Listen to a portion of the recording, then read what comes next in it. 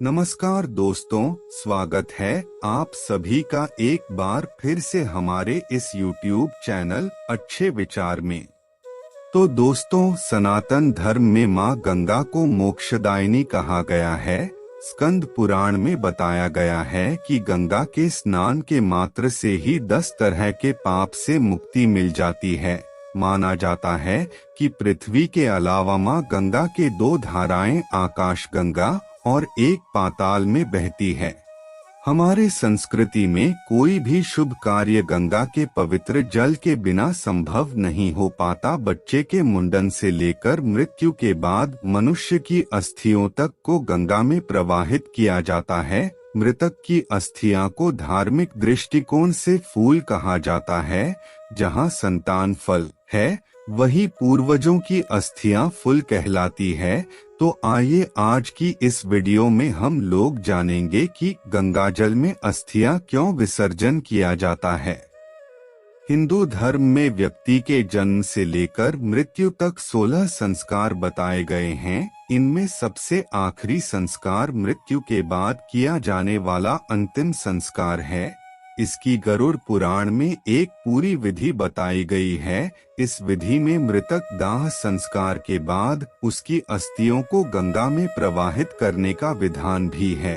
इसके पीछे धार्मिक कारण तो है ही, लेकिन एक बहुत बड़ा वैज्ञानिक कारण भी है जो इस पूरे संसार के जीवन के लिए आवश्यक है। तो चलिए जानते हैं।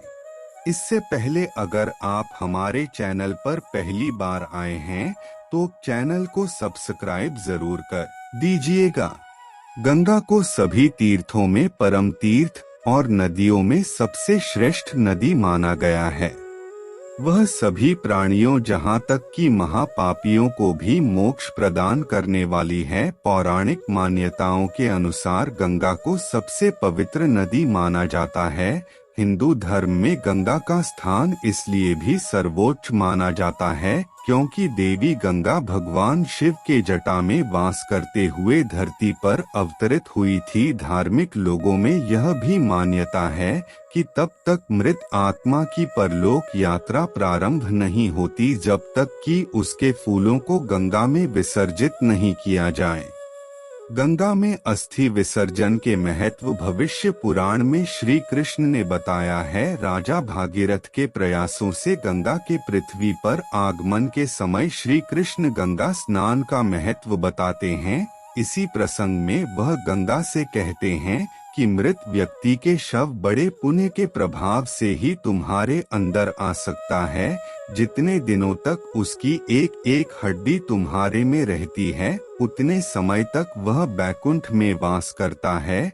यदि कोई अज्ञानी व्यक्ति भी तुम्हारे जल का स्पर्श करके प्राण त्यागता है, तो वह भी मेरी कृपा से परम पथ का अधिकारी होता है।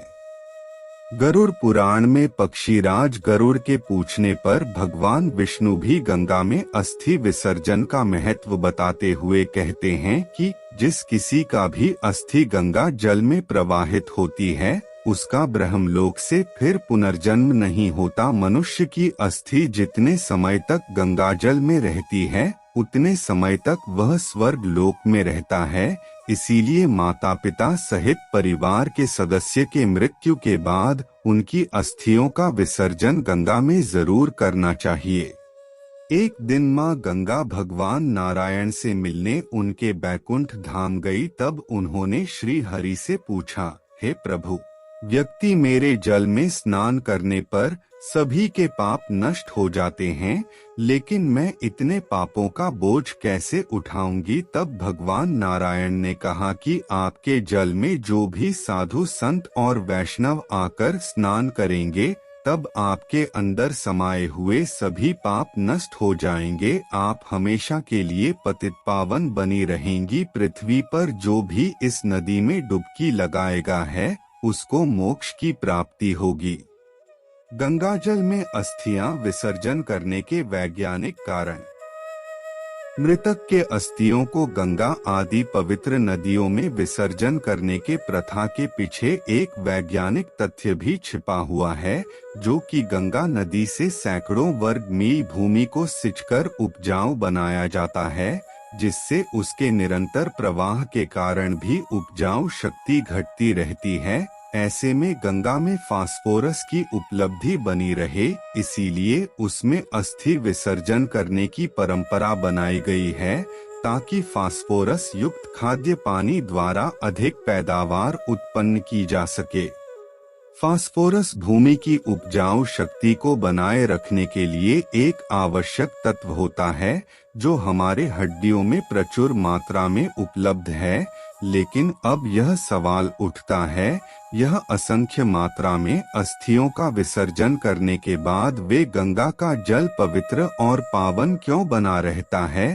आखिर अन्य नदियों की अपेक्षा गंगा में डाली गई अस्थियां कुछ समय बाद गायब क्यों हो जाती है? क्या इसके पीछे कोई वैज्ञानिक या फिर धार्मिक कारण भी है? हालांकि इसका उत्तर अभी ढूंढा जाना बाकी है, लेकिन फिर भी वैज्ञानिक संभावना के अनुसार गंगा जल में मरकरी मौजूद होता है, जिससे विसर्जित की हुई हड्डियों का कैल्शियम और फास्फोरस पानी में घुल जाता है, जो जल जंतुओं के लिए एक पौष्टिक आहार है। वैज्ञानिक दृष्टि से हड्डियों में गंध है, यानी सल्फर विद्यमान होता है, जो पारे के साथ मिलकर पारद का निर्माण करता है। इसके साथ साथ यह दोनों मिलकर मरकरी सल्फर सोल्ट का निर्माण करते हैं और हड्डियों में बचा शेष कैल्शियम पानी को स्वच्छ रखने में कार्य करता है। धार्मिक दृष्टि से पारद शिव का प्रतीक है और गंधक शक्ति का प्रतीक है। सभी जीव अंततः शिव और शक्ति में विलीन हो जाते हैं। वैज्ञानिकों के अनुसार नदी के जल में मौजूद बैक्टीरिया फेस नामक जीवाणु गंगाजल में मौजूद हानिकारक सूक्ष्म जीवों को जीवित नहीं रहने देता, अर्थात यह ऐसा जीवाणु है जो गंदगी और बीमारी फैलाने वाले जीवाणुओं को नष्ट कर देता है। इसके कारण ही गंगा का जल नहीं सड़ता। भारत की सबसे महत्वपूर्ण नदी गंगा का धार्मिक महत्व बहुत अधिक है। इसका जल घर में शीशे या प्लास्टिक के डिब्बे आदि में रहकर छोड़ भी दिया जाए तो वर्षों तक यह खराब नहीं होता और कई तरह के पूजा पाठ में भी इसका उपयोग किया जाता है। ऐसी आम धारणा है कि मरते समय व्यक्ति को यह जल पिला दिया जाए तो उसे मोक्ष की प्राप्ति होती है। तो दोस्तों, आज के इस वीडियो में हम लोगों ने जाना कि गंगाजल में ही अस्थियों का विसर्जन क्यों किया जाता है। मुझे उम्मीद है कि आपको यह जानकारी पसंद आई होगी। तो अब मिलते हैं एक नए एपिसोड में, तब तक के लिए नमस्कार।